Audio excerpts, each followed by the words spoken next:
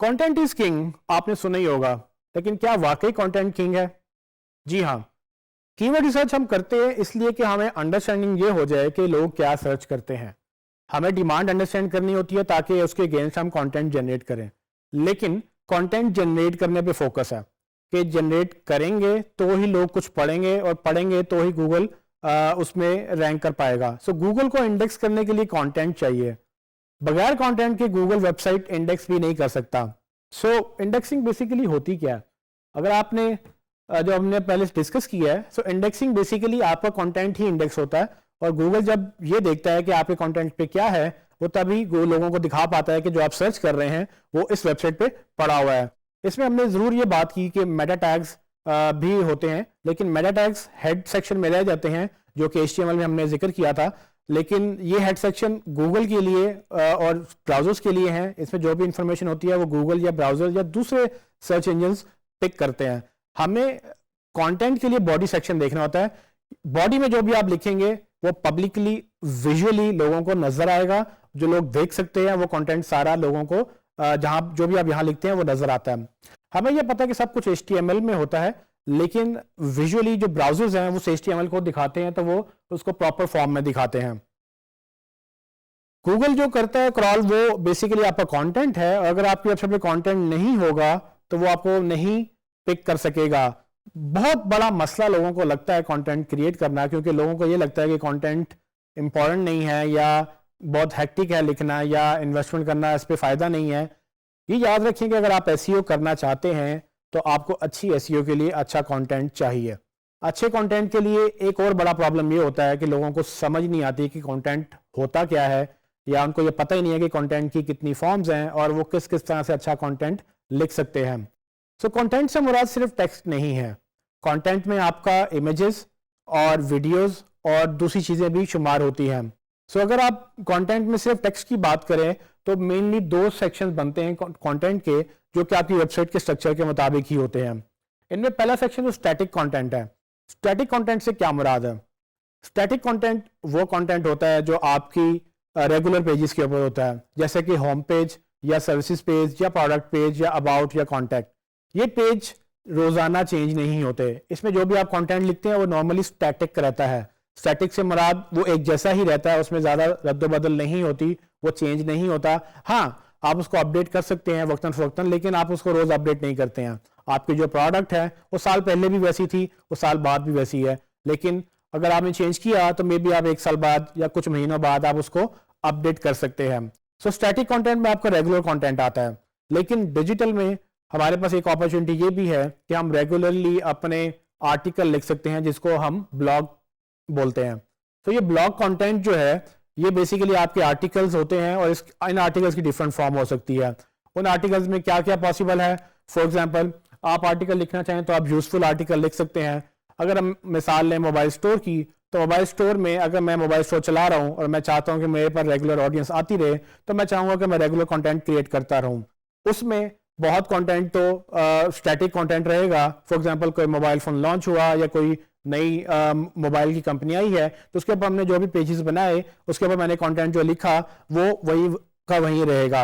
लेकिन जैसे जैसे मोबाइल आते जाएंगे हम नया कंटेंट डालते जाएंगे, पर वो रोज चेंज नहीं होगा। उसकी रीज़न क्या है कि वो जो स्पेसिफिकेशंस हैं उसकी, मोबाइल की जो फीचर्स हैं वो तो वही रहेंगे, आप जो भी कर लें वो तो चेंज नहीं होंगे। सो मोबाइल जैसा लॉन्च हुआ वो कंटेंट उसका स्टैटिक ही रहेगा।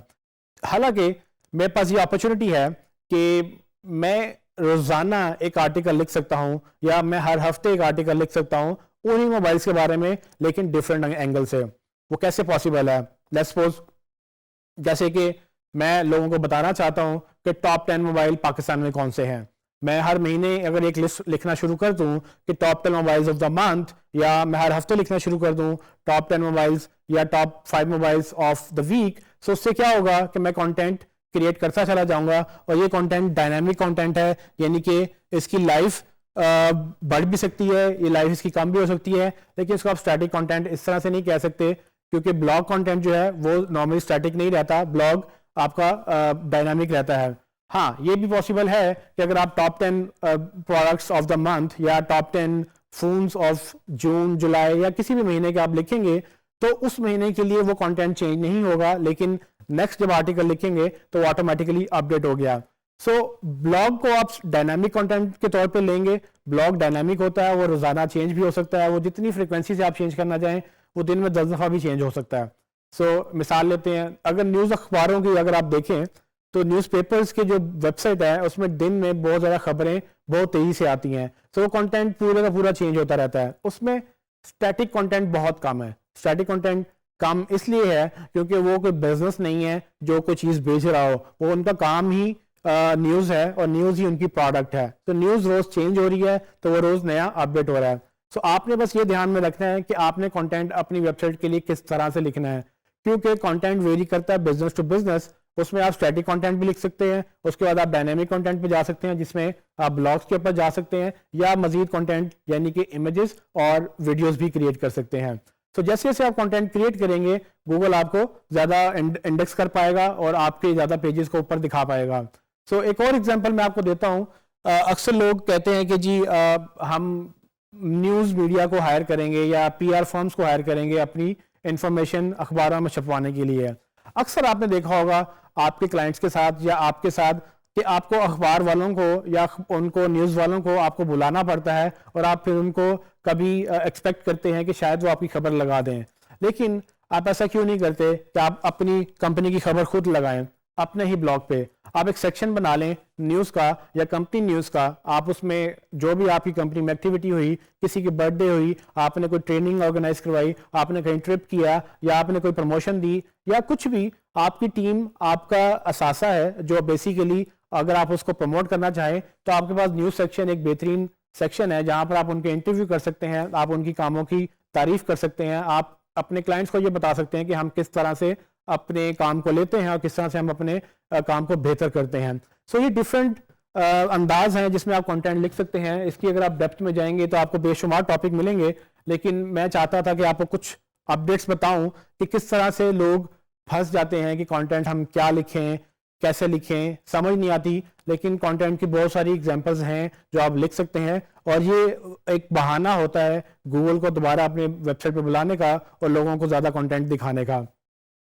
एक और एग्जांपल भी मैं आपको दे सकता हूं जिसमें एंटरटेनमेंट का एलिमेंट आप डाल सकते हैं। तो ज़रूरी नहीं है कि अगर आप एक सीरियस कंपनी है तो आप उसको सीरियसली सिर्फ सीरियस कंटेंट ही लिख सकते हैं। आप अपने यूज़र को देखते हुए अपना कंटेंट अपडेट कर सकते हैं, उसमें एंटरटेनिंग पोस्ट डाल सकते हैं। फॉर एग्जांपल आप कोई स्टोरी पोस्ट बना लें, कोई मीम पोस्ट बना लें, लेकिन ये बस ध्यान रखें कि जो भी कंटेंट आप लिखें आपका कंटेंट किसी को हर्ट नहीं करना चाहिए, किसी को ब्लैकमेल ना करे, किसी को किसी की बुराई ना करे, क्योंकि वो फिर लीगल इश्यूज हो सकते हैं। अगर आपने किसी की बदनामी की है वो आप पे डेफेमेशन का केस कर सकता है।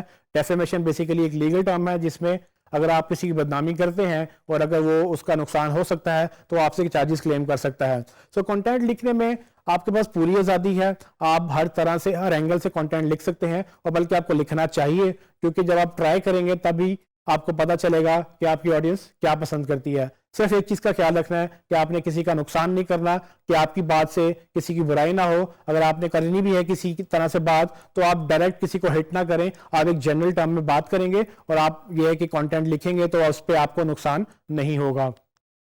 सो आखिरी बात कि अगर आप कंटेंट लिख रहे हैं तो कोशिश करें कंटेंट में सिर्फ टेक्स्ट के ऊपर फोकस ना करें, आप इमेजेस के ऊपर भी बात करें, आप वीडियोस भी बना सकते हैं और इनको आप अपनी वीडियोस पे इनको जब आप अपनी वेबसाइट पे डालेंगे तो अल्टीमेटली वो एक एंगेजमेंट क्रिएट करेगा और लोग पसंद करेंगे इसको, और जब लोग पसंद करेंगे तो वो बार बार आपकी वेबसाइट पे आएंगे।